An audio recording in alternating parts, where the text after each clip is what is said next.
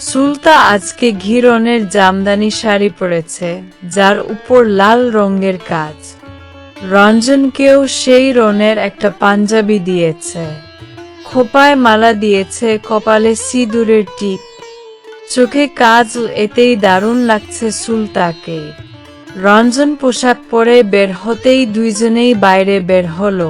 দেখে কত ছেলে মেয়ে জোড়ায় জোড়ায় হেঁটে যাচ্ছে, আবার ছোট ছোট বাচ্চাও রয়েছে।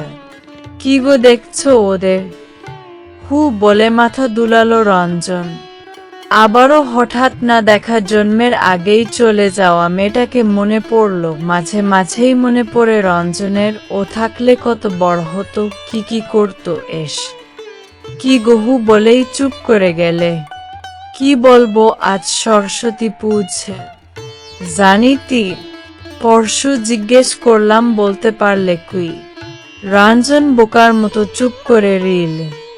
সুলতা একটা ট্যাক্সি দাঁড় করিয়ে রবীন্দ্র সরোবরে নিয়ে যেতে বল। সরোবরে ধার দিয়ে হাঁটতে থাকলো সুলতা। রঞ্জনের মনে হলো ২-৫ বছর আগের সুলতাকে দেখতে পাচ্ছে।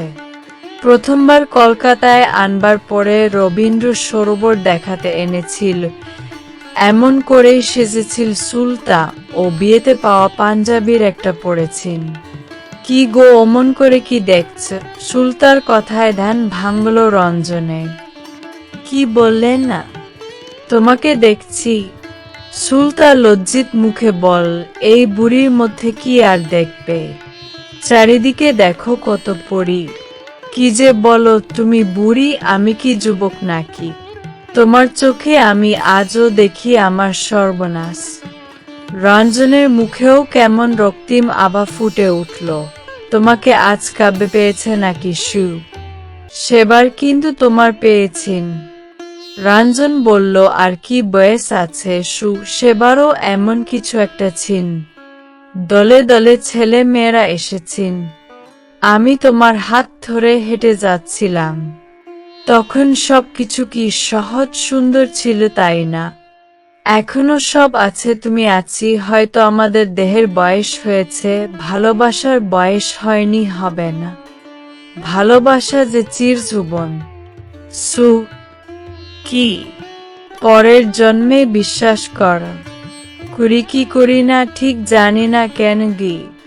যদি থেকে থাকে আমরা আবার দুইজনের জন্য জন্মাবো। সুলতা স্বামীর কথা শুনে স্বামীর মুখের দিকে তাকিয়ে রইল। ওর মুখ সুখের দীপ্তিতে উজ্জ্বল। স্বামীর মুখে খুশি তার দৃষ্টি এড়ালো না। অনুভব করলো এ কথাগুলো স্বামীর মুখের না, মনের কথা। সুলতা কি বলতে গেল, রঞ্জন সুলতার মুখে হাত দিয়ে বলল, ওই দেখো সূর্য তার স্ত্রীর কাছে দিন শেষে ফিরে যাচ্ছে। ওর খুশি উজ্জ্বল মুখটা দেখো। কোনো কথা বলন। সুলতা স্বামীর দৃষ্টি অনুসরণ করে সূর্যের দিকে তাকাল। গোধূলির কোণে দেখা আলোকে স্বামীকে যেন নতুন করে চিনল। ওদের অলক্ষ্যে কত যুবক যুবতী, কিশোর কিশোরীর দুই প্রৌঢ় চিরযৌবন ভালোবাসা অবাক বিস্ময়ে প্রত্যক্ষ করল।